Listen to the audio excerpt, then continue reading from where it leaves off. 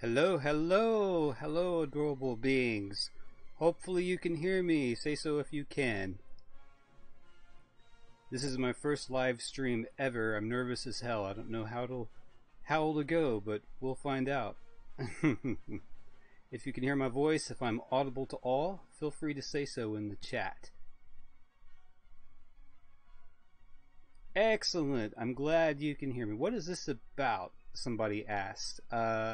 This channel is about resurrecting starships in an artful way. That's what this channel is all about.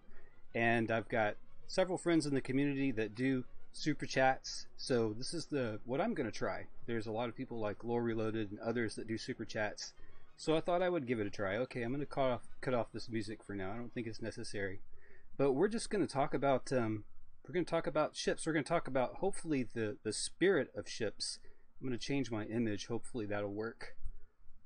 And Yamato battleship, when? Oh, you mean like the Japanese version, like the Yamato space battleship? If that's the one you're talking about, well, that's an interesting ship. My specialty really is mostly Star Wars and Star Trek. That's what I know the most, and I like them equally. Even though I did do a Star Wars versus Star Trek video when I first started out. I did a series. I did 2 of them, and boy, that was interesting. Boy, I had no idea people can get so passionate about their chosen sci-fi genre. But the comments were just absolutely, well, hilarious. Some of them were hateful. Many of them were hateful. But it's amazing how passionate people can get. But that's mainly my specialty. I'm a fan of the Yamato. I thought that film was really great. Gundam, I haven't gotten into Gundam that much. I am also a fan of Gundam, but it's not my specialty.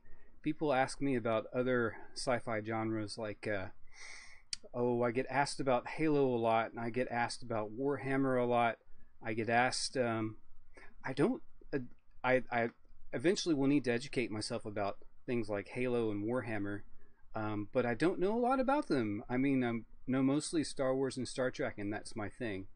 And mainly my thing is focusing on the starship, because the starship to me is an analogy of freedom. It's an analogy of the human spirit, all that is mostly good in the human spirit. Starship is like a metaphor for something that so it's a way of thinking of ourselves. It's a metaphor for the human spirit. But yeah, I'm a fan of all sci-fi. I know a pretty good deal about Babylon 5. I'm a big fan of Babylon 5. When I first saw Babylon 5, it was right after I got into DS9 a little bit. So I thought that Babylon 5 was a copy of DS9. But come to find out later on, Babylon 5 had been pitched to Paramount way before DS9 had. And there was actually a lawsuit over it. It was settled, and the hatchet has long since been buried. But as soon as DS9 launched, the Babylon 5 people scrambled to get their show off the road. And Babylon 5, the neat thing about Babylon 5 is that it really takes a long view of the galaxy in a way that Star Wars and Star Trek doesn't.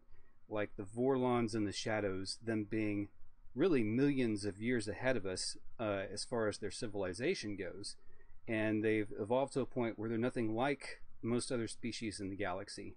So they're an interesting novelty.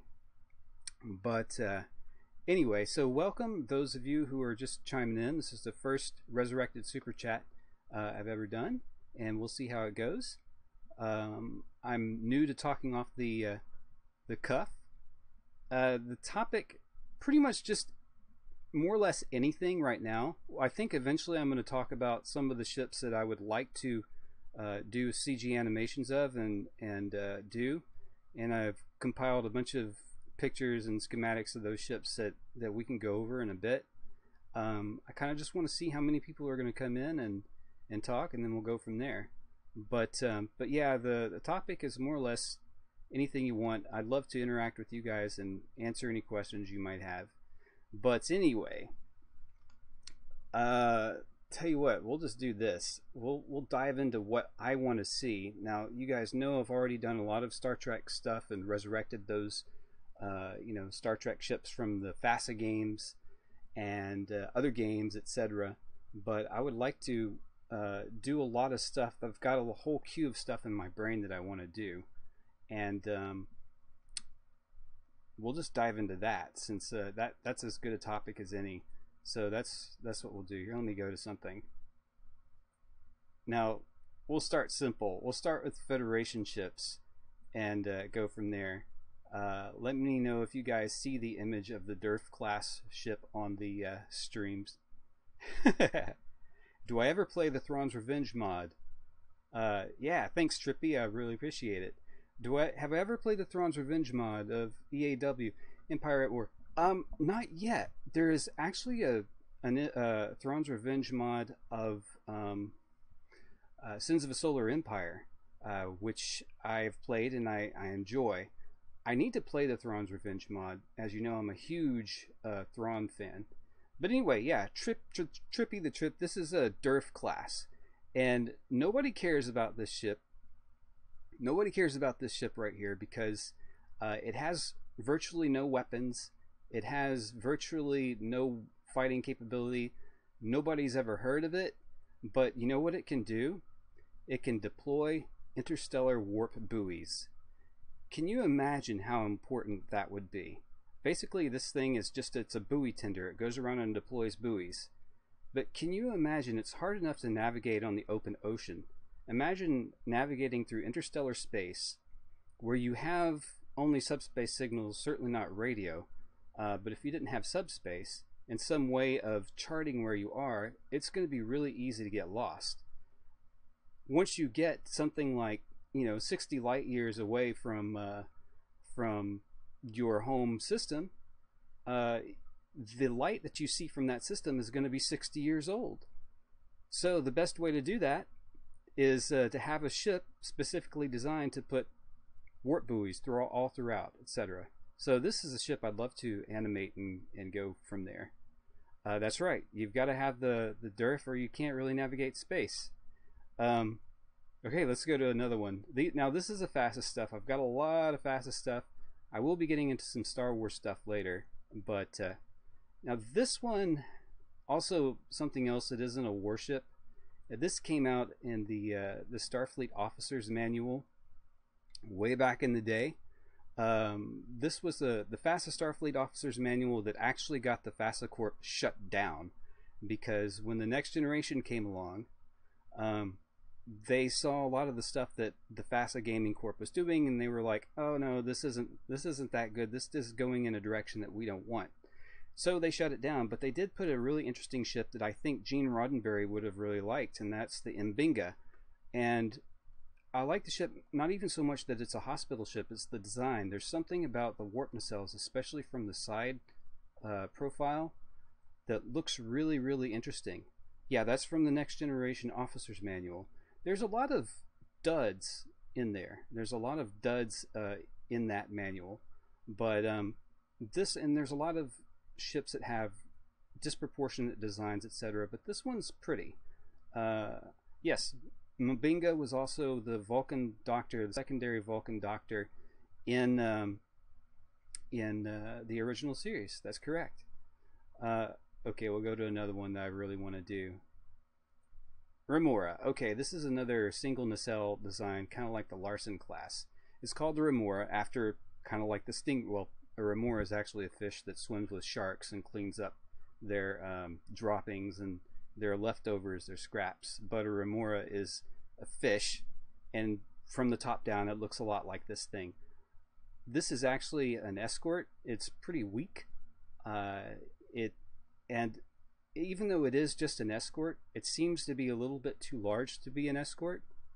That being said, there is an upgraded Remora that is called the Charger. Now I don't know if that was a fan design, but it added a torpedo tube. It's amazing, at least in the FASA game, how much a torpedo tube can change the combat effectiveness of a ship. And maybe torpedoes weren't really they were too expensive to put on a lot of ships. Maybe photon torpedoes, of course, is expensive enough to make antimatter in real life, but photon torpedoes are antimatter weapons. But I haven't talked about the Ranger class, but I will eventually. There's so much stuff I want to do, but the time to do it is a completely different story. But yeah, also going back to the Timbinga trippy, the Mabinga seems like it would make a great story. This, it would be. I can imagine the Federation going around providing relief and aid to all kinds of people, and hospital ships. There should have been some sort of either a space series or even a real life series about a hospital ship, because even whether it's wartime or not, they do a lot of things, and they're really important for aid in all kinds of cases. Okay, we're gonna move on. Andor class. People love this ship. I used to love it. I used to love the Andor class. I'm kind of growing away from it, but I still like it. The Andor class is a light cruiser. It's a little bit smaller than the Constitution class. It specializes in torpedoes. The thing has got torpedoes that fire front, left, right, aft. So it can really, really lay down some torpedo fire. So that will be an interesting thing to animate when I get a chance. When I was choosing between the Northampton class and the Andor, it was a choice. It's a choice. I decided that I like the Northampton class a little more than the Andor class. But since the Andor class is so popular, I eventually will do it. Yeah, all this. Well, yeah. So I mean, in the game, it's not necessarily the greatest ship, but it's it's okay. It's got some respectable stats. Certainly not like the Constitution, the refit Constitution class, but it can do some things. Now this, I definitely need to do a video about this ship. I would love to see about making some sort of Discovery Universe adaptation of this one. This is a Lochnar class, which is pretty much a fighting frigate. And yeah, it's an old series kind of ship, but it has every bit as good a stats as the Constitution, at least as far as combat during that time. And yeah, a lot of people have done the Lochnar class as far as making models of them and reviving it. But I think it would really be cool to do a Discovery adaptation. I have to say that the what was that? I'm drawing a blank now. It looks a lot like the Lochnar class, the ship from Star Trek Beyond. It'll come back to me. I can't believe I'm just drawing a blank. But yeah, Lochnar is pretty awesome. What is the biggest Star Trek ship? How big? Sorry, not familiar with Star Trek. What is the biggest Star Trek ship? Yes, I'm Franklin. Thank you, Ria. The biggest Star Trek ship. Well, the biggest Federation ship would probably. There is a fan design called. I think it's actually a Yamato class battleship. It's pretty big. It's bigger than a Galaxy class. It's right up there with almost Star Destroyer size. But if you want to go through the whole universe, they have ships that are about 30 miles long or 30 kilometers long, and that would be the V'ger probe or the V'ger ship. And then the Whale probe was, dozens of kilometers long. I can't remember exactly how big. Galaxy class is about 600 meters, so if we're going to compare that to something in say the Star Wars galaxy, it's maybe a little less than half the size of a Star Destroyer and about the same length as a Rendili Star Drive Dreadnought. So Visarius was too big. Oh yeah, that thing was huge. You're going old school on me. Okay, so yeah, we'll move on. Now I have been asked to do a tactical analysis of the Defiant. Now I'm going to be honest. When I first saw the Defiant, I didn't like it that much because it broke all the rules. The Defiant, it breaks the nacelle rule. Typically a Starfleet ship has nacelles separated and they have a lot of space. And it also breaks the Well, it just breaks all kinds of rules as far as Starfleet ships. Now, the power of this, it was the Federation's first warship. So, by demand, I may be doing a tactical analysis of this ship. So I don't know. I don't know what. I'd be curious to see what y'all think of the Defiant. Many people love the Defiant. I have some problems with it. It just seems like it was designed to. It was designed for a war, and that's fine. But I don't know. There's a lot of problems with it. I think it would have been more cool if they designed something more traditionally Starfleet, but also for war. So I don't know. Eventually I will do a video on the Defiant. We'll go, eventually I will do that. Okay. If we go forward in time, this is another one from the FASA Next Generation Officers Manual. I kind of really like this one. It's called the Envoy class, but it used to be called the Old Ambassador class. And let's see, what was the thing sticking out of the front of the Defiant? Well, that was a deflector dish, if I understand it. There was the nose is the deflector dish of the Defiant. So I don't know. Some people are gonna hate on me for not liking the Defiant. Trippy has a love-hate relationship with Defiant. Yeah, it breaks all traditions, but I don't know. I think it's a little bit hyped up. They stole it from Discovery. Oh, I don't know about that. But anyway, the Envoy class, yeah, this is something that is a late 24th century design, another facet of design. I'd love to actually animate that one and bring it up. It has almost as much firepower as the Galaxy class. To me, it seems a little more combat oriented, but yeah, I'd love to do that one. We shall move on to Klingon ships. So let's move on to a Klingon ship that I'd love to bring back. Again, this is something that nobody has ever seen before. For better or for worse, I like to bring back stuff that people have never seen before. Now, I don't know that that does much for me as far as views on YouTube, because YouTube goes for popularity more than anything. So, it's just the way it goes. But I still like, the art. If there's a ship design that is in my mind, I want to bring it to life. This is called the Seeker class. This is also another FASA ship. The Seeker class is supposed to be a Klingon research ship. Now, technically, it's supposed to be a little smaller than Katinga class or the D7. Yep, that's a FASA Klingon ship. Oh, thank you very much, Epix. $2 super chat. Very much appreciated. How about you make your own fighter design? I do, and I have, and I will. I can put up. I have something that looks, I guess, a little bit like a B-wing, but it's more like a blade called the Nova Blade class, and I actually built it for a game mod that I was working on for an X-Wing Alliance game mod, which I never did release, but I could do that, or I could revise it and make it better than I used to make it because it was old.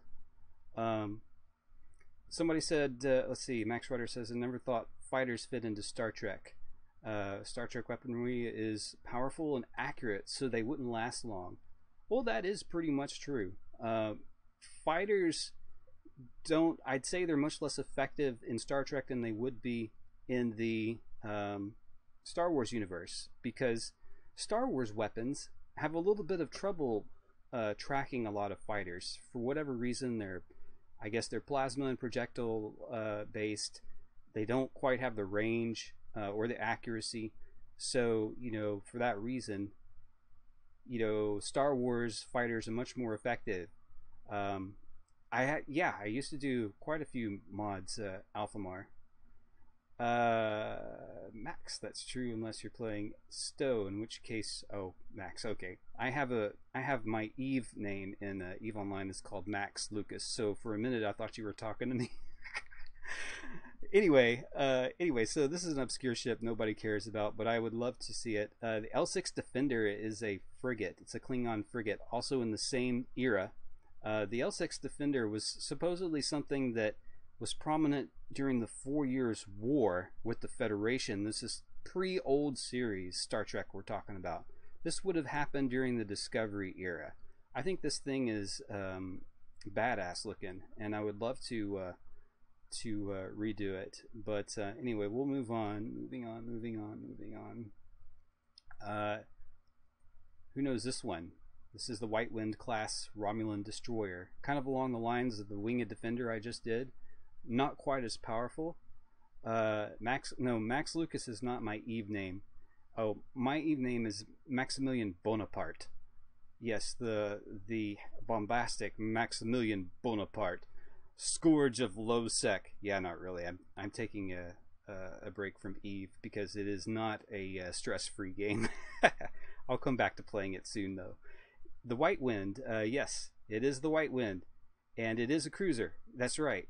It is sort of a light cruiser. I think it's a. I don't like it nearly as much as the Winged Defender. A lot of people seem to think it's on par with the Winged Defender. I don't like it as much, but I think it is pretty far up there, and I'd love to do it. So okay, moving on. Maybe I should slow down a little. Okay, this is a Nova class battleship. This supposedly came out in response to the Excelsior class. So at the time, late 23rd century, the Romulans saw that the Klingons were coming up with some big ships, and the Federation was coming up with some big ships. So the Romulans decided to come up with their own quote-unquote battleship at the time. And of course, that's nothing compared to the Dideritics and whatnot that they would come out with later on. Yeah, the Nova class is one of my really favorite ships, and I'd love to make a CG of that one as well. Yeah, Mike's Rider, I'm also very much Romulan. I lean towards Romulans quite a bit. Any plan on Eve? Eve is Eve, it loves to trample on plans. Eve is one of those games where oh man, any plan on Eve? My plan is probably just to go back and continue leading my little humble band of pirates, because I'm a pirate in Eve. And that being said, I wish the designers would give more to us pirates. Right now, financially, there is no reason to be a pirate in EVE Online. There's no incentive. There's not a lot of money you can make in the area of Lowsec where one becomes a pirate. So the only advantage of being a pirate really is the notoriety and the culture of it. When you play EVE and when you're not a pirate, if you see a pirate in space, they show up as this big flashy red thing. And that can be, even for another pirate, a little bit intimidating. So that is one of the great things about being a pirate. EVE is not a stress-free game, especially if you have any kind of goals or if you have any kind of leadership roles. So EVE, you got to take breaks from EVE. What I do when I come back, when I take breaks from EVE, when I come back, I start out slow, and then I ramp up, and then I'm into everything EVE. Like I could just live my whole life with EVE, and then I tend to burn out a little bit, and then I'll take a break and rinse and repeat. But I always come back. Max Rider says the second DC Comics Star Trek series had a neat Romulan design with a D7 battlecruiser and a second hull beneath it. Oh yeah, that one was okay. It was okay. It was. I thought it was a little bit of a funky kit bash. Let us move on to another. Let's do a Star Wars ship. Who knows this one? This is the Marauder class Corvette. It's a little thing. Yes, Ulfamar, I will do a game stream eventually. But anyway, the Marauder class Corvette, I always liked it because it kind of looked like it could be a fighter, but even though it's not. And I kind of like I think this is. I just feel like I could model this without a problem. The Marauder class Corvette seems like to me it would be a good story ship, and it can be a Catalyst says it can be a nightmare in Empire at War. Yeah, especially if it's firing concussion missile launchers at range. You just keep them at range, and you clobber things from a distance. It was really great at taking out big lobs of fighters, as long as it didn't get too close. Um, they could be armed with turbolasers as well, like the pirate versions. They could be armed with a number of things. They're more of a ship that is used by independents rather than the Empire or the New Republic. The Rebels did use them, but they're common and they're everywhere. Um, Trippy says the Marauder was a Corpsec ship in the Han Solo books. He runs into them quite a bit. Yeah. Uh, yeah, they're all over sort of the underworld. By the way, what did y'all think of Han Solo the movie? Um, there's a lot of hate when it comes to Star Wars lately, but I actually thought that Han Solo was pretty good. Or Solo was pretty good. So, unfortunately, by the time LucasArts had figured out, or sorry, by the time Disney had figured out where all they were going wrong, they had already lost a lot of hardcore fans, and Solo was boycotted and etc. But I really like to see the underworld of Star Wars. Anyway, we'll move on to another ship. Yeah, we'll go back to here for a second. Let me find another ship that we could talk about. I guess we have a blank. We're blank at the moment. Give me just a moment. Actually, if anyone has any questions for me or anything you want me to talk about, feel free. I guess I could just talk and see where I go from there. Back with the Bounty Hunter movie. They might be, yeah. We'll just talk. We'll just talk from here. This is new. We learn by doing. Hopefully, I'll get better at this as time goes on. A Bounty Hunter movie might fix it. Big spoiler for those of you who haven't seen it. I'm not clear exactly on what they're going to do with Darth Maul. I presume that this has taken place way before Star Wars Rebels, because if you follow Star Wars Rebels and watch it, you'll know that Obi-Wan has killed Darth Maul. So, we'll see. Do I ever do original ships? Do I ever design original ships? I suppose you could call the Chiss warship that I designed, but the fans chose, and you can find that on the channel. Awkward. It is pretty much an original design. And Max Rider says, question: have you played in a tabletop Trek RPG? I have, but that was FASA, and that was a long time ago. And anyway, Trippy says, how about Red Dwarf? Red Dwarf is awesome. It doesn't have a lot of ships. I'm a big fan of Red Dwarf, and maybe I'll bring back something. Pretty much any ship that I want to cover, I want to be able to make a CG model of, because that's just the way I am. I don't know if that's better or for worse as far as YouTube goes, because YouTube wants mostly quantity over quality. But you know what? I'm an artist, and I want to make CG models of things. I get something in my head, and it's got to come out. There's nothing I can do about it. Andrew Screw says, I did see that. Oh, yeah. Caleb says, what program do I use for 3D models? I use Blender, but I would like to upgrade to using 3D Studio Max. The problem with 3D Studio Max, because I know it better than anything else, is that it is extremely expensive. It's like $4,000. Now I can pay $100 a month into it, and maybe I'll be able to afford getting 3D Studio Max, and if I do that, I'll do a whole lot more. And if I do that, maybe I'll do a live stream. Max Rider says, you could also tell stories about your tabletop FASA game. I'd love to. I have a lot of fan fiction in mind about Star Trek. I do, about the FASA Star Trek. And I would love to do something. Now, unfortunately, due to CBS's draconian rules about fan films, I won't be able to monetize such a thing. Epics says, when it comes to Star Wars, how do you feel about canon versus legends? I think that Disney has done a much better job of respecting Star Wars legends than CBS has done of respecting old Star Trek canon.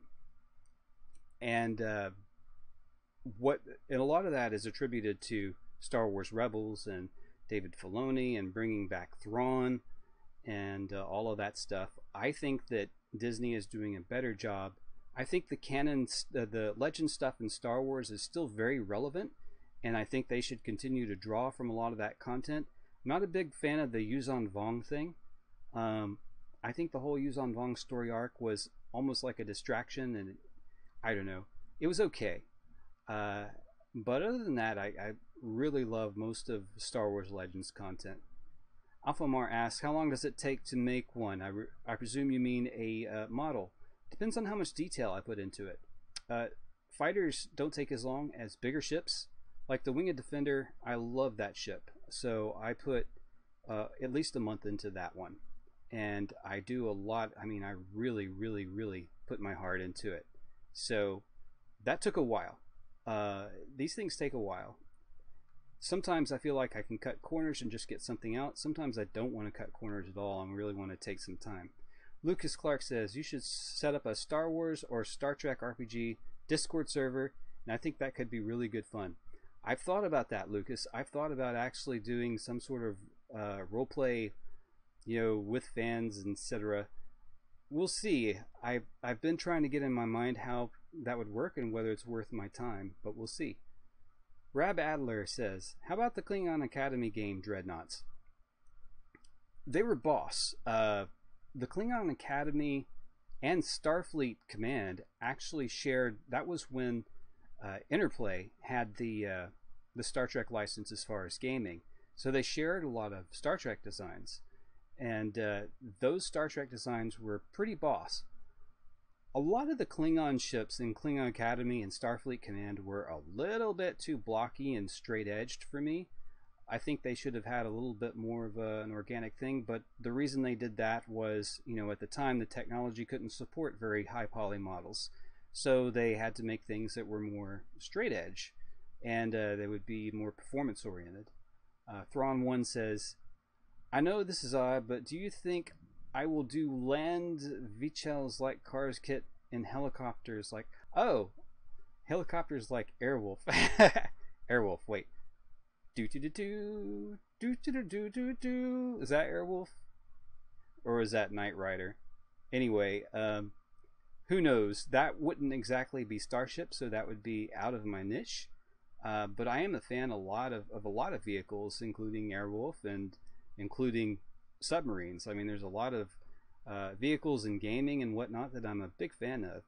Diego Carrillo says, Resurrected Starships, not sure if you've got this question before. What is your opinion on the return of the Clone Wars series? Do you think they'll bring any new ship designs into the new episodes? I think they probably will if David Filoni is in charge of it. I do trust him. I actually, maybe this is unpopular, but I am a bigger fan of Star Wars Rebels than the Clone Wars. I'm not much of a prequel guy. I thought the prequels were pretty inferior. However, I don't dislike the Clone Wars. I think that the Clone Wars kind of got to a pinnacle of excellence towards the last season they did. And I do hope that they will continue that excellence into this next season. A lot of people think it's an effort to bring back the popularity of Star Wars. Well, I don't know if that's necessarily going to do it. But, we'll see. Epic00 says, Resurrected Starships, I know you focus mainly on Star Trek and Star Wars, but what about other sci-fi universes? What other sci-fi universes are you knowledgeable in? Okay, Star Wars, Star Trek, Stargate, Babylon 5, those are the big ones. Oh, Battlestar Galactica, those are the big ones. The Expanse, to some degree. I haven't read the Expanse books, but I love The Expanse. I think it is some of the best sci-fi we've had so far. And I'd love to do some Expanse ships. Also kind of B-movie sci-fi. I really like some B-movie sci-fi, like Battle Beyond the Stars, etc., stuff like that. So, Caleb Fawcett says, what are your feelings on Star Citizen, minus the controversy surrounding it? Oh, Star Citizen, oh my gosh. Star Citizen has become almost like a cult. It's really interesting. I spent some time in Austin, Texas, and Star Citizen has an office. I think their main office is in Austin, Texas. And when I first moved there, like a lot of other people, a lot of artists and whatnot, I fantasized about working on Star Citizen. So I got to talking to some of the game community there, and it's kind of a start. You know, the studios, they've laid off. They've had so many rounds of layoffs, and I really am to the point now where I think Star Citizen has become more of a cult than a product. They've been in development for years and years and years, and they've gotten millions and millions of bucks. I think they're afraid of releasing what they have.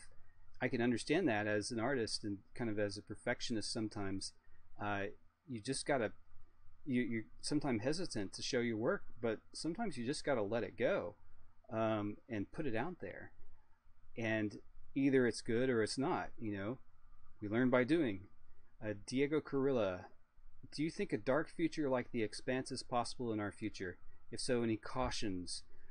Yes, I think a dark future is very possible. I'm a big fan of history, and the human species has been in very good places throughout our histories.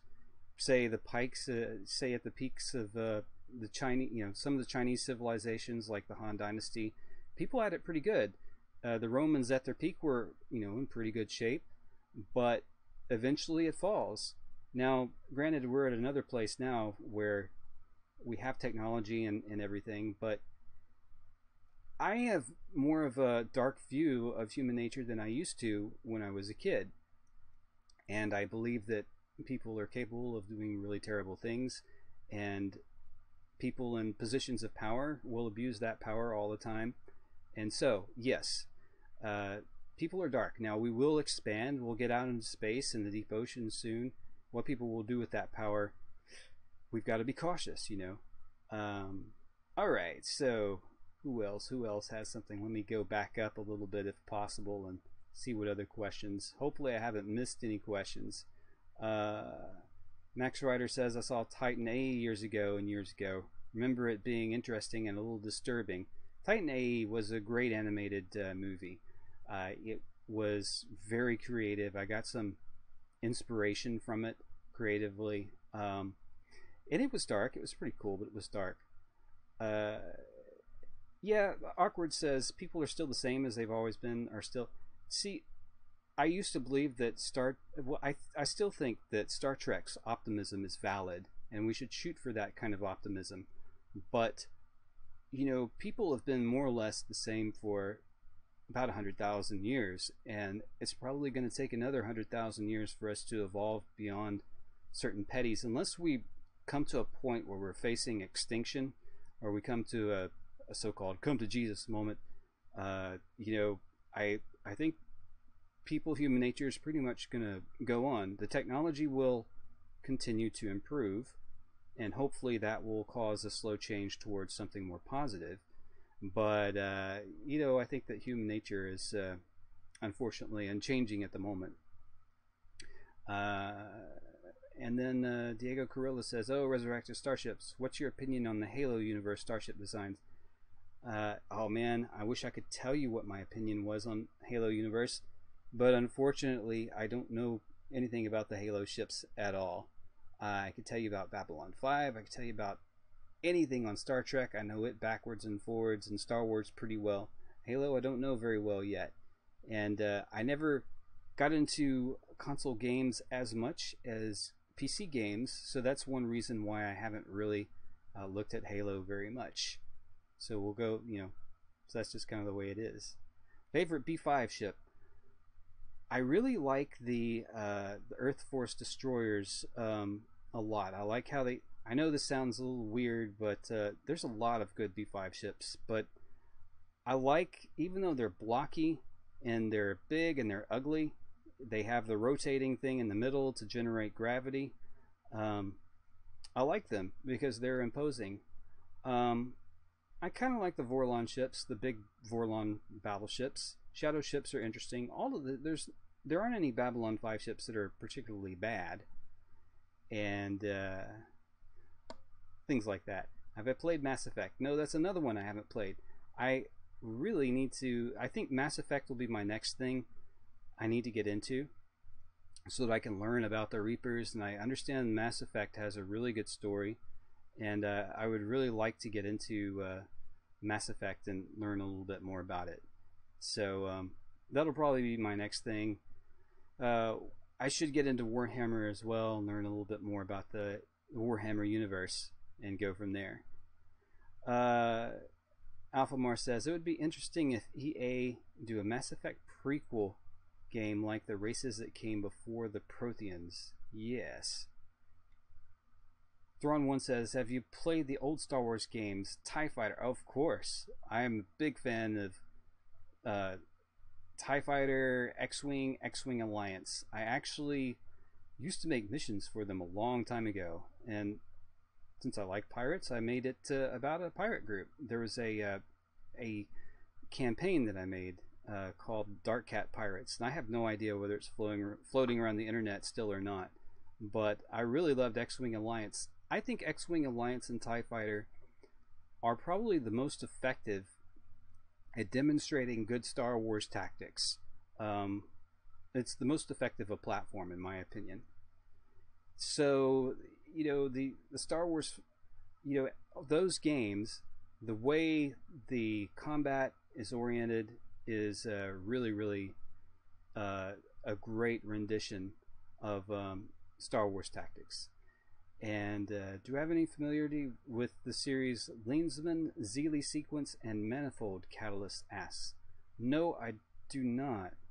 I'd be curious to know what you're talking about, but I don't. Rab Adler says you should not do Warhammer 40k. It's such a time sink with no progression. Okay. Max Ryder says, when I ran Star Wars D6, I planned a basic campaign on the first X-Wing game. Cool. Have I played Star Wars Empire at War? Diego asks. Oh yeah. Or any of its mods like Awakening the Rebellion, Republic at War, Thrawn's Revenge. I've played many mods, but I can't remember which ones I've played. I haven't played Thrawn's Revenge yet. I will. I'll do it. I need to play it. I'd be curious to know if the rendition of Thrawn in Thrawn's Revenge is good. Because I'd be curious to know if the whole story is good. If so, I'd be really interested in playing it. But I should play it. WGG says, Eve has a huge lore and a lot of potential, but it's not organized. The problem with Eve lore is not only is it not organized, it's not really promoted, and it has no bearing on the player itself. The Eve Online lore is sort of a backstory that doesn't really affect the player. People have no reason to follow it. Now, maybe if there were more sort of films about Eve, people would be more. It has an amazing backstory. I have to say, there's a lot of interesting lore in Eve. Epic says the Resurrected Starships. Those series were books. Very cool. Yeah, I like reading. I used to read more sci-fi than I do now, but yeah, there's one guy that I'm a big fan of, Kevin McDermott, I think he is. Very hardcore sci-fi, but there's a lot of xenoarchaeology in that, which I think is going to be a big thing in the future. SFB Addict says Valkyrie B5 ships are cool. Cool. And let's see here. Diego says Thrawn's Revenge mod is not only really a story of Thrawn, it's a lot of campaigns of events that occurred after the Battle of Endor. Oh, well, I'll definitely check it out then. I'll be wrapping it up pretty soon. Any questions or ideas on new content? Just to give you an idea of the kind of content I want to be putting out. Thrawn1 says, what ship have you chosen for DS9 instead of the Defiant? Well, I'm still going to do Defiant. I'm still going to go over the tactics. I'm still going to go over its frontal assault power, all that good stuff. Yes, EVE Online is a huge game. It's a game that will... it's an amazing game. I have to say, it's got a fully player-driven economy and market that is extremely complex. It is probably the most complex game ever. You could play it for 6 years and not know all the ins and outs of EVE Online. For example, a pirate or PvPer may know nothing about mining, even though the miner and the PvP have both been playing for years. They may not know anything about the other's given profession.